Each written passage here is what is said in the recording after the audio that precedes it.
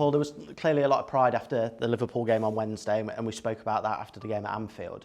Just in terms of what you can take from that performance, everything about it, what can you take away ahead of this weekend? I think what I can take away personally is that the potential of the group and the club. I openly admit, I think someone from the club sent me yesterday the away fans behind the goal. I didn't see a spare seat. I was trying to find where my two mates were, but there was too many people there. But and I just thought that, you know, at our absolute best, you know, with the following, with how we want the club to be and how one day hopefully it will be playing back at Anfield, I just thought all that is, you know, with a perfect storm, there is some greatness in this club. So that's the message I took from it, really. I know, obviously, there was parts of the game, as always, where you're not as happy with. There was parts you were really happy with, and you always got to get that in every game. That doesn't surprise me. But I just thought there was a real resilience in the group. But you just need to do it back to back. There's no point having sporadic parts of games or games.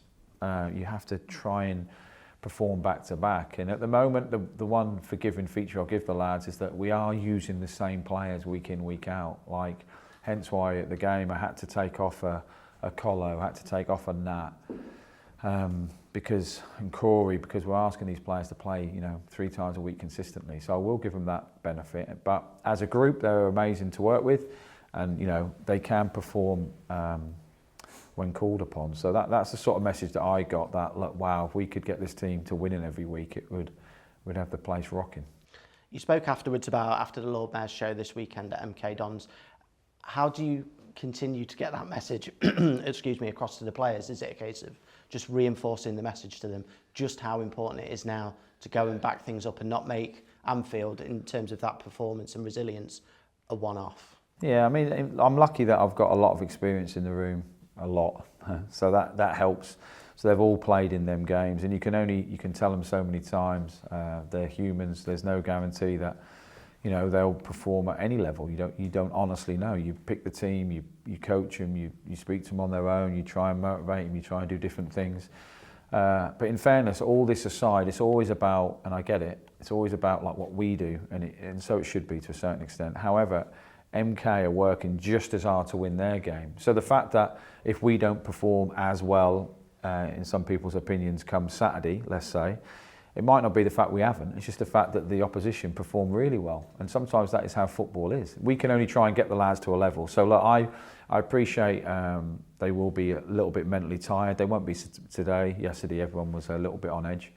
They won't be today, and hopefully you rest tonight, and they should feel nice and fresh for tomorrow. And I'll try and pick a team which will allow us to win, and try and make the changes depending on how the game goes. But you know, I am aware of the fact that, you know, MK are doing everything they can, because they've had a couple of back-to-back positive results, which will give them a boost as well. So they'll see this game Saturday as a flag in the ground for them. Like, if they can beat us at home, they'll think, right, here we go. So they'll have that motivation. We'll have a similar motivation that, come on, we need to go back to back, and hopefully it'll be a really good game. It'll be a better game if we win, obviously. But this might sound a very obvious question, but what difference is it in terms of your preparation when you're playing Tuesday and you're playing Saturday than it is when you're playing Wednesday and playing Saturday, because you lose that extra day? So do you have to tailor how you do things in the I mean, when we play on a Tuesday night, like the training ground, apart from the injured lads, is like a shutdown. No one's in. I don't want any of my staff in, really, but so Wednesday's literally a day off your feet, just relax, just get away from football, everything, right? So then when you come in Thursday, we have a meeting prior to training. We do in and out of possession, about a half an hour presentation really about what MK do, what they want to do with the ball, what they do to you when you have the ball, how they press, how they counter press. And then you go onto the grass and you go through the same sort of procedure on the grass.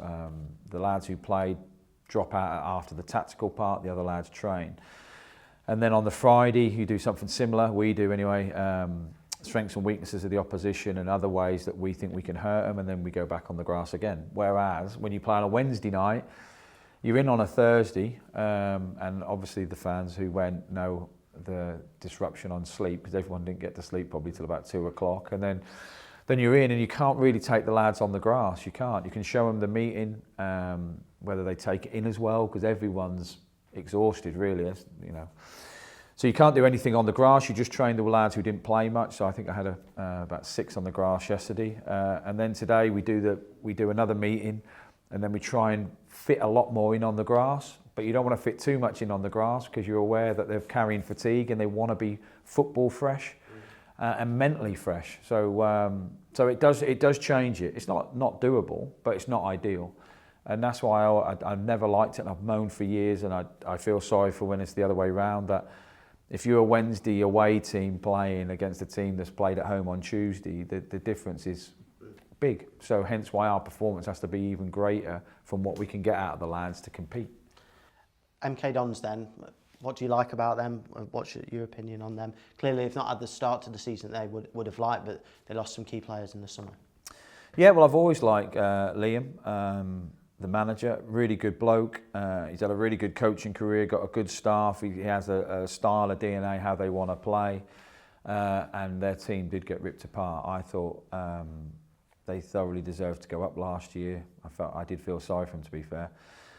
And they've had, like, you know, they've sold some were on loan. They've had to start again with a new team, which isn't easy, and it takes time with a new team. You know, I wasn't here for day one of Derby County 2022, but it does take time to get everything in place you want, get the players understanding it. You virtually start again. So, look, they obviously, I'm not telling, it's not a secret that they like to play out. They like to bounce off the sitting midfielder. They like to keep the ball. They like to, you know, they're patient with it and try and probe you and try and pull you apart, really. So, and every game I've managed against an MK team has been tricky, to say the least. So, yeah, so I just have utmost respect. My old goalie coach was the goalie coach at MK Dons. Unfortunately, he's suffering with prostate cancer at the moment, hence why all us lot are running even more pertinent than ever. That is killing me, but you have to suffer to help, I suppose. So, yeah, so MK is a club, really good football and ethos, really difficult to play against, although as all teams in League One are beatable, and that's the way we'll message it to the lads. How's the group after Wednesday? I know you're without cash for this weekend, but otherwise, how's the group? Yeah, not too bad. Connor isn't well. He wasn't well after the game. He was shaking and talking rubbish. Well, he was talking rubbish mostly about his penalty, but he was talking rubbish. So he wasn't well, so he didn't train yesterday. So I'm not aware yet if he's in the building today. So that's a bit disappointing. Knight, he's a bit sore. We'll see how he is. And everybody else, I think, yeah, it's good, thanks. And just lastly, you've got another incredible following at MK Dons. You've got 6,500. You had a brilliant following at Anfield. You've had brilliant followings throughout your time here. It'd be a pretty special sight, though, to see that many supporters in League 3, as you call it. Yeah, League 3, yeah.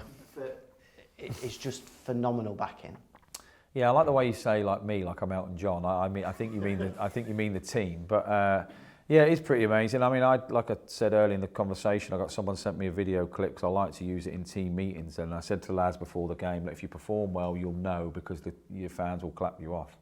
So it's like a video of like going a whole long way. I think you kindly done it actually, didn't you? Thank you. And I had it sent to my phone, so I sent it to a few of my friends from who support a different club. Going, look at these lot here. So it's great. And like I said, I think I said post match that I thank everyone for going. By the way, I appreciate how difficult it is at the moment and how much travelling there is. But the lads will definitely need you because for us to go there and win. Will be a big ask. I know that. But don't get obsessed with the league table and think, oh, MK are there and Derby are there. Like football isn't like that. But the support means a lot, and it keeps the lads going in bad times as well as good. So look, there's no greater feeling as a footballer when you've won away from home and you clap off your fans, and that when you finish clapping them and you walk back to the dressing room, you know the dressing room's going to be, dressing room's going to be like Disneyland. That's some feeling. So yeah, on behalf of the team, because I'm the one doing the press, I thank everyone for their efforts.